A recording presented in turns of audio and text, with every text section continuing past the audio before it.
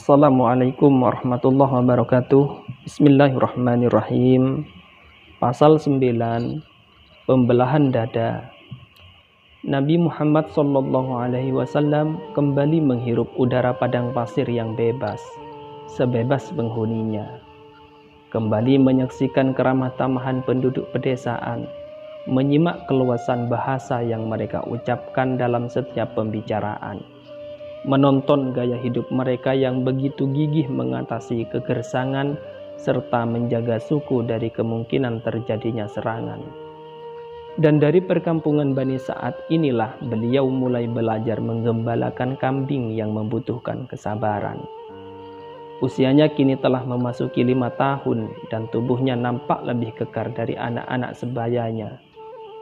Kedua mata beliau nampak selalu memakai celak meskipun sebenarnya tak pernah memakainya. Rambutnya yang lebat senantiasa tertata rapi seolah selalu mengenakan minyak rambut. Badannya sehat, tak mempunyai satu kekurangan sedikit pun. Semua itu sangat mengesankan Halimah sekeluarga, lebih-lebih bila mengingat betapa anak yatim itu telah mendatangkan keberkahan tersendiri bagi seisi keluarga. Mereka sangat menyayangi putra kaum Quraisy ini. Siang itu, seperti biasanya Nabi Muhammad SAW pergi bersama saudara angkatnya untuk menggembalakan kambing tak jauh dari rumah. Baru beberapa saat mereka membawa kambing-kambingnya, tiba-tiba salah satu anak Halimah berlari pulang ke rumah dengan begitu ketakutan. Dengan nafas tersengal-sengal dan wajah menyiratkan rasa takut, ia berkata kepada kedua orang tuanya, "Muhammad telah dibunuh." Anak itu berkata panik. Halimah dan Abu Kabsyah suaminya terperanjat. Seketika itu pula mereka berdua lari menuju ke tempat Nabi Muhammad SAW berada. Kedua orang tua angkat Nabi Muhammad SAW tak bisa membayangkan jika apa yang selama ini menjadi kepercayaan masyarakat Arab menimpa anak angkatnya. Sejak berabad-abad yang lalu, masyarakat Arab percaya bahwa di gurun-gurun pasir selalu ada jin-jin yang menguasainya. Jin-jin ini terkenal payah dan suka menyesatkan musafir. Bahkan lebih parah lagi, konon mereka suka merasuki seseorang, membuatnya meracau dan mendendangkan syair-syair tak karuan. Mungkinkah jin-jin itu kini tidak hanya mengganggu musafir, tapi mereka juga mulai membunuh manusia? Ketika saudara angkatnya lari ke rumah untuk melaporkan yang dilihatnya, dua orang laki-laki mengenakan pakaian serba putih menelentangkan Nabi Muhammad SAW di atas batu. Mereka adalah Jibril dan Mikail, bukan jin-jin payah padang pasir itu. Dengan begitu terampilnya, kedua malaikat tadi membelah dada Nabi Muhammad SAW dan mengambil segumpal darah. Hati Nabi lantas dibasuh dengan air zam-zam yang telah mereka persiapkan dalam sebuah bejana emas.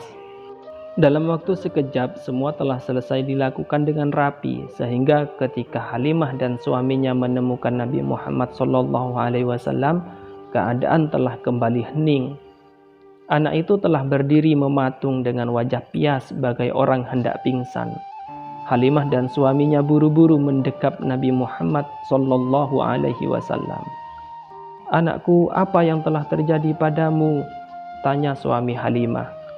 "Dua orang laki-laki berpakaian serba putih telah mendatangiku.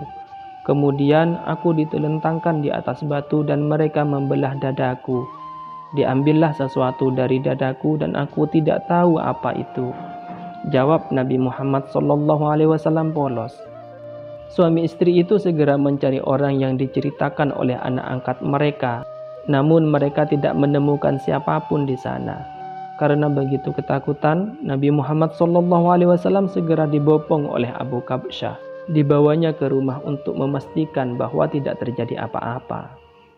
Meskipun Nabi Muhammad SAW nampak biasa-biasa saja, namun Halimah dan suaminya tetap khawatir. Mereka takut anak angkatnya telah diganggu jin atau terkena guna-guna lainnya.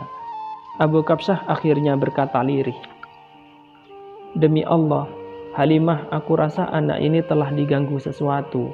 Sebaiknya kita segera mengembalikannya sebelum terjadi hal-hal yang tidak diinginkan." Halimah sepakat dengan apa yang diutarakan suaminya.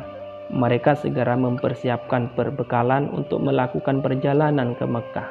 Sebelum berangkat, suami istri ini telah sepakat untuk tidak akan menceritakan peristiwa yang menimpa anak angkatnya. Hari yang ditentukan tiba, mereka langsung berangkat ke Mekah. Pada mulanya, orang tua angkat Nabi Muhammad SAW ini sempat tutup mulut seperti yang telah direncanakan. Namun Aminah bergeming. Beliau mendesak kedua orang tua itu agar mau menceritakan apa yang sebenarnya telah terjadi. Kedatangan mereka yang begitu mendadak jelas mengindikasikan adanya sesuatu yang tak beres. Akhirnya Halimah dan suaminya menceritakan semua yang hendak mereka rahasiakan. Ibunda Aminah mendengar penuturan mereka dengan penuh perhatian, namun beliau sedikit pun tidak mengkhawatirkan keadaan putranya. Setelah kedua orang itu selesai bercerita, ibunda Nabi berkata, "Jadi kalian berdua mengkhawatirkan putraku. Demi Allah jangan. Sesungguhnya putraku ini telah mengalami suatu kejadian yang belum pernah aku ceritakan pada kalian. Pertama, ketika mengandungnya, aku tidak merasakan kalau sedang hamil. Kemudian aku melihat ada secercah cahaya menyamai bintang keluar dari tubuhku yang menerangi saat aku melahirkan. Dan ketika aku melahirkannya, posisinya tidak menyamai dengan bayi-bayi yang lain. Dia meletakkan tangannya di tanah serta menengadahkan kepalanya ke langit. Maka bawalah ia kembali bersama kalian." Meskipun Halimah telah tenang, ia tetap tidak mau membawa lagi Nabi Muhammad SAW. Suami istri Bani Sa'ad itu tidak berani menanggung resiko jika nanti terjadi hal-hal yang lebih mengerikan dan membahayakan Nabi Muhammad SAW.